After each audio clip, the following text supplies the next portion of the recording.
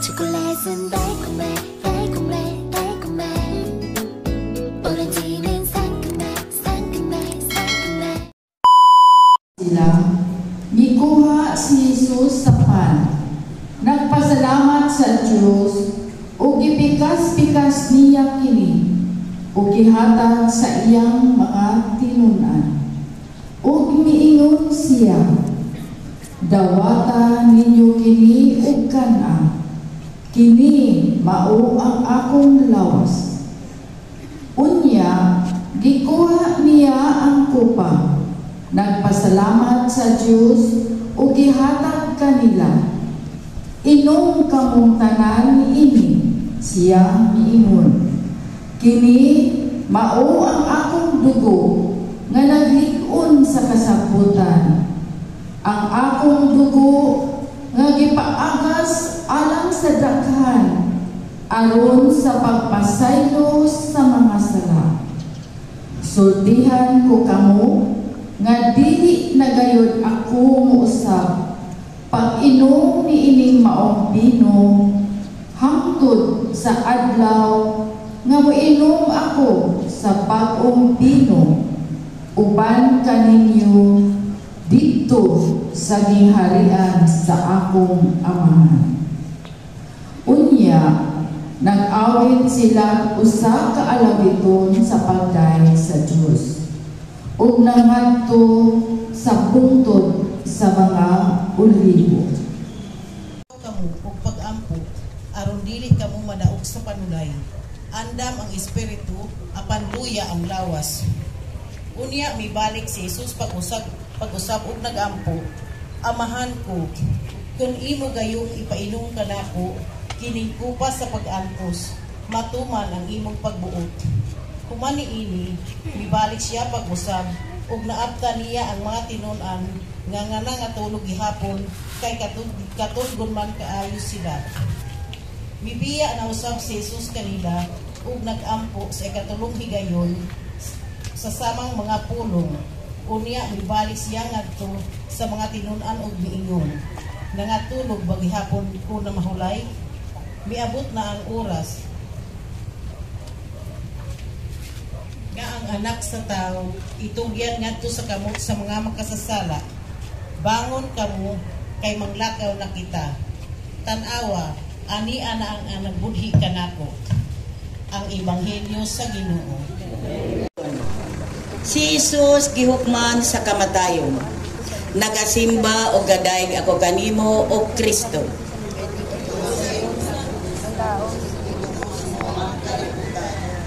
Ang pagbasa gikan sa ebanghelyo sumala ni San Mateo.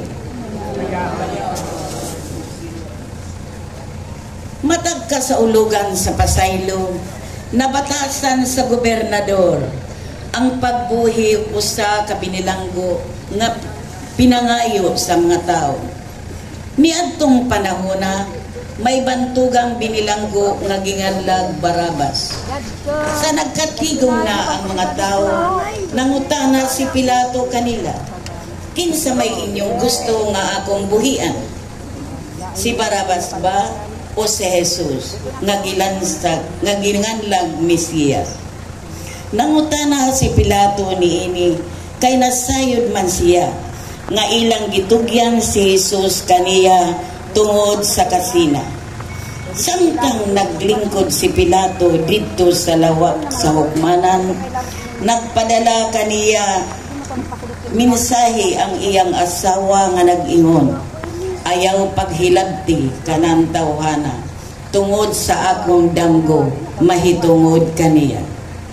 Gidani sa kadagkuan sa mga pari ug sa mga pangulo sa mga Hudiyo ang mga tao sa pagpangayo kang Pilato nga buhian niya si Barabas ug ipapatay si Jesus.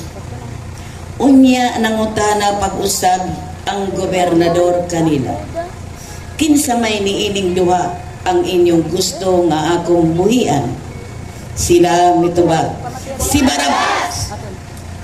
Si Pilato nangutana kanila, unya unsa may akong buhaton kang Jesus nga ginganlag Mesiyas? nangutana si Pilato. Apan sa makusog nga tingog naninggig sila. Sa pagkakita ni Pilato nga wala siya'y mahimo ug malatmit mahitabo ang dakong kagubot, mikuha siya og tubig ug nanghunaw atubangan sa mga tao ug miingon, wala ako'y labot sa dugo ni ining tawhana, inyo kining gusto. Unya ang tanan mga tao nanubag kaniya. Kami ug ang among mga anak mauydat ugi sa silot sa iyang dugo. Unya gibuhian ni Pilato si Barabas, apan gipalatos niya si Jesus o gitugyan aron ilansang sa krus. Basa gikan sa Ebanghelyo sumala ni San Mateo.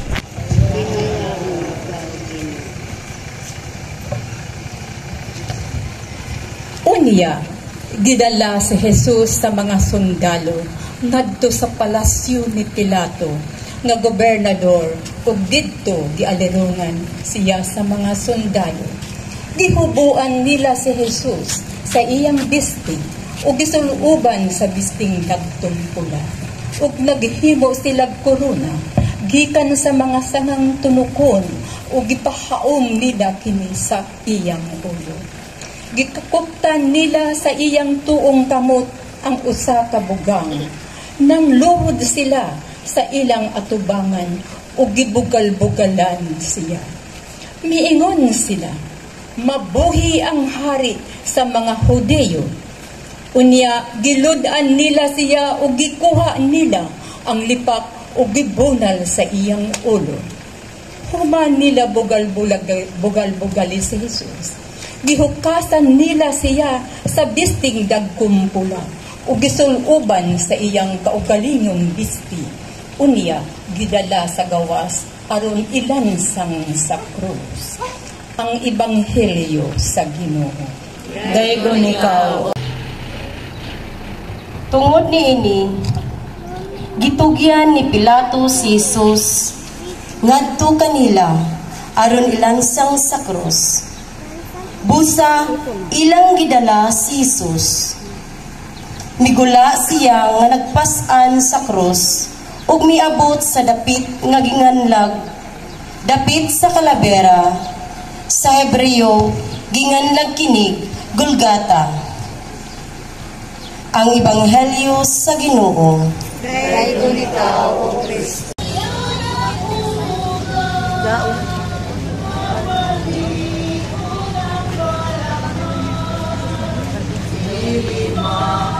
Istasyon, si Jesus nasukamod, nagasimba o nagaday kami kanimo o Kristo.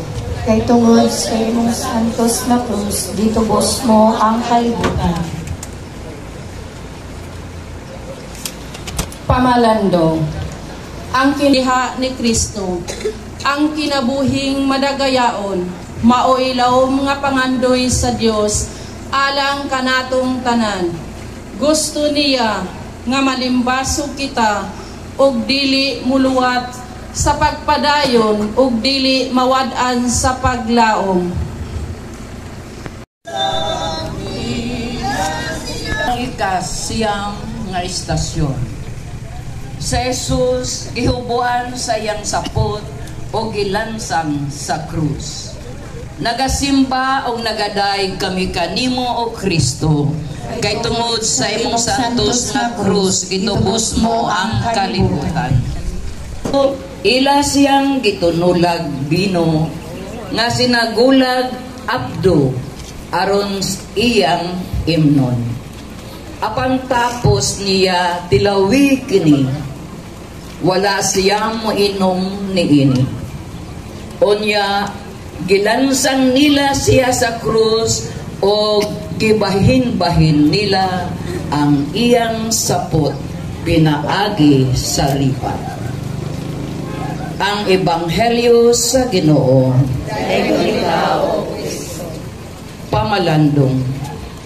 Nga istasyon, pagpasaylo sa kawatan. Nagasimba og nagaday kami kanimo o Kristo. Kay tungod sa imong santos nga krus, gitubos mo ang kalibutan. Ang pagbasa gikan sa Ebanghelyo sumala ni San Lucas. Himayaon ikaw, Unya, usa sa mga kriminal nga nagbitay dito, mibiyay-biyay kaniya. Dili ba ikaw mauman ang Mesiyas? Luwas sa ang imong kaugalingon ug kami. Apan gibadlong siya sa iyang kauban nga nagingon, wala ka ba mahadlok sa Dios? Ania kita dinhi gisilutan sa maurang silot nga gipahamtang kanato, kay tukma man kini sa atong nabuhat, apan siya walay sala. Og mingon siya kang Jesus, Jesus, hinumdumiin taon ako kung maghari ka na. Mingon si Jesus kaniya, sultihan ko ikaw, karong adlawa, adto ka sa paraiso, uban ka nako. Ang Ebanghelyo sa Ginoo. Mga istasyon. Si Maria og ang pinanggang tinun-an sa tiilan sa krus.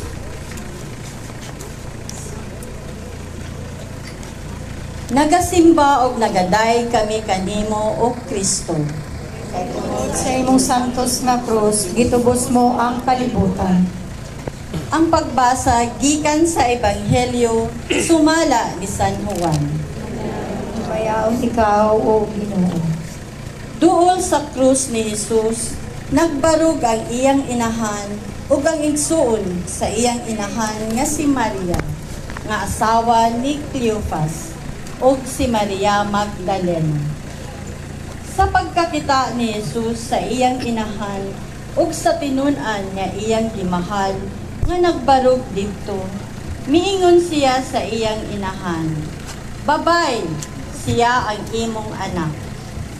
Unya, miingon siya sa tinun-an, siya ang imong inahan. Sukad ni adto, gidala sa tinun-an si Maria aron didto na mapuyo sa iyang balay. Ang Ebanghelyo sa Ginoo. Duha nga istasyon, ang kamatayon ni Jesus.